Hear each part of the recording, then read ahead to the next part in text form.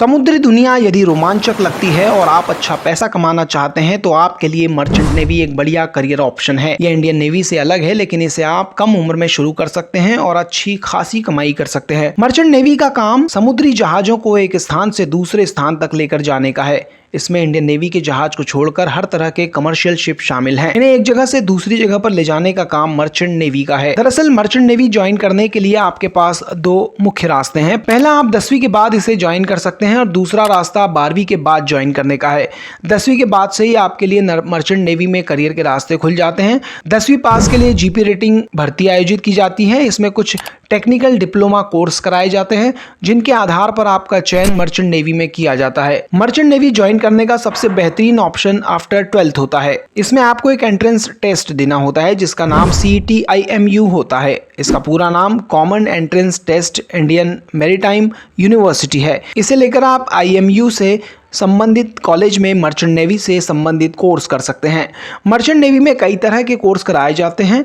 Merchant navy join करने के लिए आपको इन कोर्स और इनसे जुड़ी योग्यताओं के बारे में ज़रूर जानना चाहिए।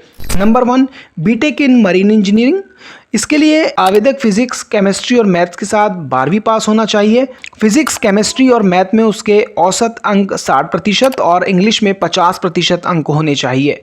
Number 2, naval architect and ocean engineering. इसके लिए आवेदक फिजिक्स, केमिस्ट्री और मैथ के साथ 12वीं पास होना चाहिए। फिजिक्स, केमिस्ट्री और मैथ में उसके औसत अंक 60% और इंग्लिश में 50% अंक होने चाहिए। Number 3, BSc in nautical science. इसके लिए आवेदक फिजिक्स, केमिस्ट्री और मैथ के साथ 12वीं पास होना चाहिए। फिजिक्स, केमिस्ट्री और मैथ में उसके औसत अंक 60% और इंग्लिश में 50% होने चाहिए। Number 4, BSc in ship building and repair. इसके लिए आवेदक 12वीं PCM से पास होना चाहिए। PCM में औसत अंक 50% और इंग्लिश के 50% होना चाहिए। CET-IMU देने के बाद आप इंडियन मैरीटाइम यूनिवर्सिटी से संबंधित कॉलेज में एडमिशन ले सकते हैं। इनमें से कुछ प्रमुख कॉलेज हैं: training ship Chanakya, IMU Navi Mumbai campus, LBS college of advance maritime studies and research Mumbai, marine engineering and research institute Mumbai, marine engineering and research institute Calcutta, Indian institute of port management Calcutta, NSDRC Visakhapatnam, NMA Chennai. CET-IMU exam pattern की बात करें तो ये 3 घंटे का exam होता है जिसमें 200 MCQ पूछे जाते हैं। इसमें इंग्लिश, GK, एप्टीट्यूड और केमिस्ट्री से रिलेटेड 25-25 प्रश्न और मैथमेटिक्स से और फिजिक्स से 50-50 प्रश्न पूछे जाते हैं।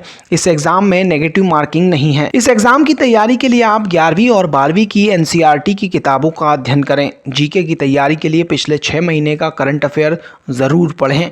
वहीं इंग्लिश के लिए ग्रामर पर फोकस करें।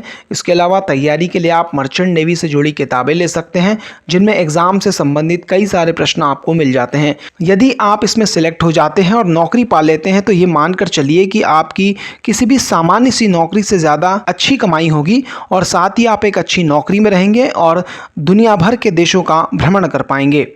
Education desk, India reviews. अपनी नॉलेज को बढ़ाने और बेहतर एनालिसिस के लिए इंडिया रिव्यूज़ को सब्सक्राइब करें और अलग अलग विषयों पर डिटेल में पढ़ने के लिए indiareviews.com पर विजिट करें।